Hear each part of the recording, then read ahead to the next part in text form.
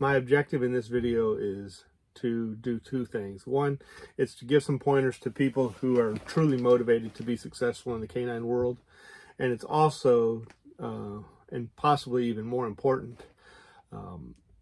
to give enlightenment to the community as a whole on how to separate competent individuals from incompetent individuals.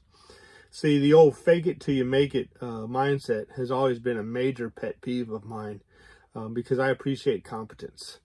And as a person who appreciates competence, I get disgusted when I see the incompetent claiming to be competent, because guess who ends up paying for that? We do. So I remember when I built my kennels, we hired a crew, and they actually had my rebar underneath the tarp. The tarp is supposed to go under the rebar to keep, it's supposed to be a vapor barrier, so the concrete dries out slower as it's curing and makes a harder concrete, and the dirt doesn't suck the water out and make the concrete dry too fast. And it also prevents, it also serves other purposes. But they also had my rebar in the mud it was just a mess, okay? It was just a huge mess.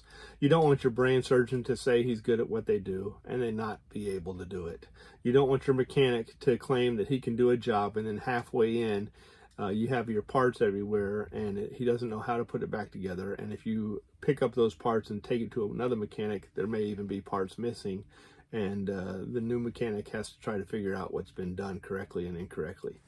It just, incompetence creates a disaster for the customer. And that is a major red flag to me. So fake it till you make it mentality is a philosophy that I absolutely despise.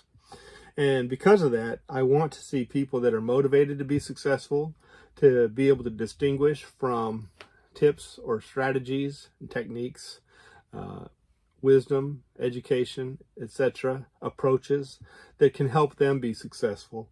But I also want to throw out a red flag as a foul to the community as a whole to be careful. I don't want you to be cynical. When a person provides proof of that they are competent and good at what they do, then accept the evidence that they present you. Okay? If, again, assuming that they can prove it's their evidence and not something they stole off the internet that belongs to someone else. Don't be cynical of when you have sound evidence, but do be skeptical. Skeptical and cynicism are two different things. A skeptic will question things until it's proved to them. But once it's proved with a reasonable amount of evidence, they accept it as truth. A cynic doesn't believe it even if the proof is presented time and time again. They just have their head in the sand and they want to believe what they want to believe. And the canine community as a whole, unfortunately, has a lot of breeders that are claiming greatness that have not even learned basics. I mean, they don't even know basics. But because the community as a whole is not versed in genetics and animal behavior, those con artists, those snake oil salesmen, are able to pull the wool over the eyes of a lot of people. And there have been times, multiple times unfortunately, where I've reached out to a person that may have a good motive, but they get drawn into this trap or philosophy of claiming something that they really should not claim because they're not versed in it. And I see them kind of dabble in that approach, and maybe I reach out to them and send them a private message and say, hi, I saw you speaking on genetics. This is my area of expertise. And unfortunately, the thing that you presented was incorrect. And I want you to have a link to genetics if you want to learn about it. And so you can improve your program. And 9 times out of 10, they have no interest. They just don't have any interest. What they're trying to do is sound like they can, they know something that they're incompetent in, and they think that a false display of competence is going to equate to competence to the community, and it doesn't. So don't confuse confidence and competence. Competence is the ability to do it. Confidence is the belief that you can do it. A lot of these people, honestly, they have neither confidence or competence, but they want to present themselves as if they do, because that's how they make their money, being a snake oil salesman. So with that said, look, if your imagination is impeded by your education, that is called indoctrination.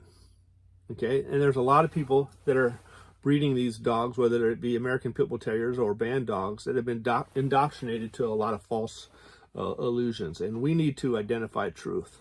So like I said, this is going to be one of the longest videos I've ever produced. It certainly had the most thought in it, and if you find it beneficial, I would really appreciate a thumbs up. That helps the channel grow. Subscribe to the channel if you wish to do so, and we do have a donation button down there, because this is what I do for a living now. I mean, I'm a breeder, trainer, and what do you want to call it?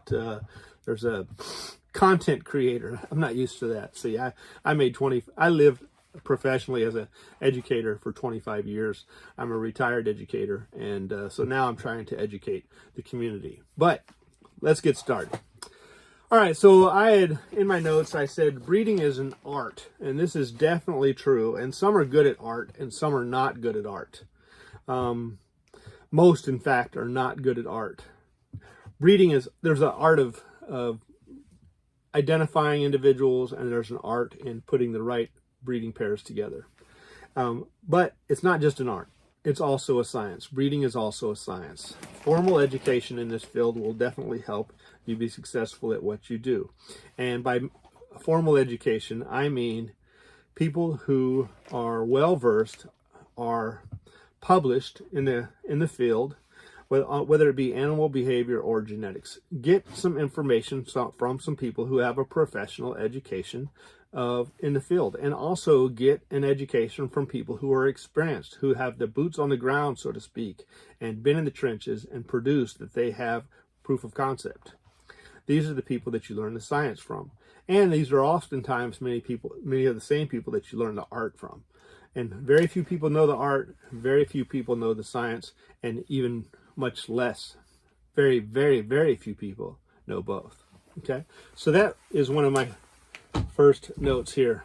Now, when somebody presents themselves as competent in the field, it's important that they can demonstrate that competence. And the way that you're going to know that they can demonstrate that competence is, can they explain and do what you cannot explain or do? In that process, I'll tell you something that I look for. Ask a man a question and see how they answer it.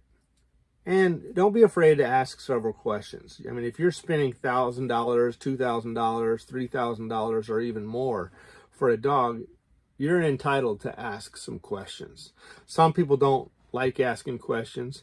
You'll even see on some of the dog groups, people will make fun of people that'll ask price and location, saying that those people will never buy a dog.